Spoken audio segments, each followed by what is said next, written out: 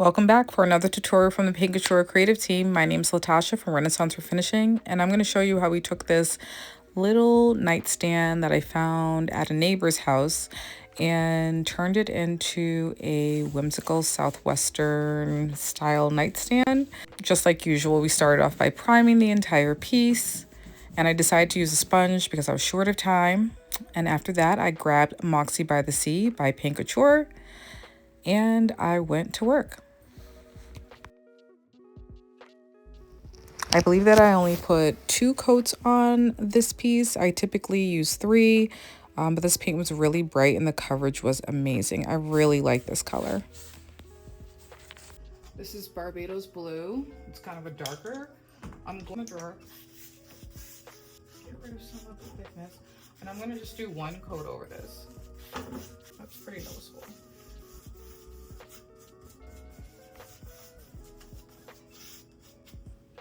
So yes, we grabbed our Barbados Blue, and I decided to just use it over the drawer and the top. That's where I'm going to sprinkle our little sparkle mixture. A darker blue. This is Vintage Flair by Paint Couture in their acrylic paint line.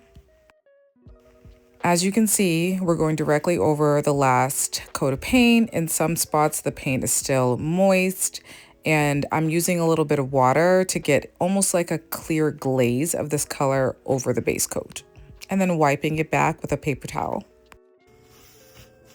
Okay, just wipe it across here. If it's giving you resistance, just put more water. Don't struggle with it. Don't overload it with water, but I don't want it to, like, you know what I mean? I don't know, you'll see. It's almost like this will... You'll figure out what you want it to look like, and you'll know where to add and where to take it away. It'll just come to you. I might add a little bit more on this section, just to blend that in just a little bit. This is what it looks like at this point. And then I grabbed this fluffy little brush and our black chiffon glaze by Paint Couture and just added a little bit on and used a little bit of water and our paper towels to wipe it back to create a mottled finish, just to add a little visual interest to our piece. I like how there's like a speckled effect or it. The worst spots I just add the glaze to. Add some water because we love there. As you can see, I'm using my paper towel and a patting motion to lift some of the glaze left behind and create a little bit more visual interest. I'm now spraying the top with some adhesive spray so we can sprinkle on our sparkle mixture. I'm glad I added the other shade into it because it actually helps it stand out. I'm going to sprinkle it. I don't know, I ain't never done this before, but so I'm just doing my best. I'm just starting in the center is a good idea. You know, go back on. I added just a little bit more adhesive spray. Spray it again.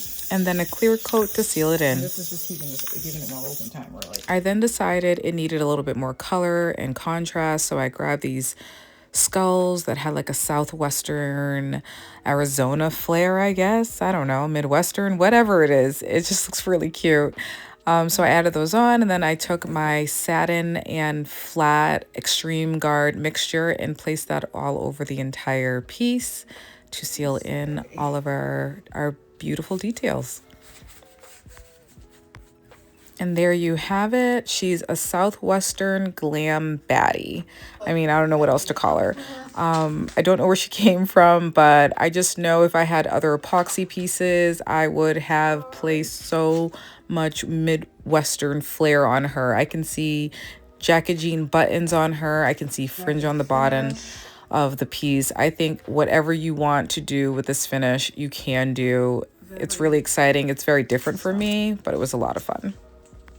More importantly, I set out to make something that I found very unattractive attractive, and I think I nailed it. Be sure to follow all the other content creators. We have a lot of exciting pieces coming up this year, and we really appreciate you guys. Stay tuned, and thanks for watching.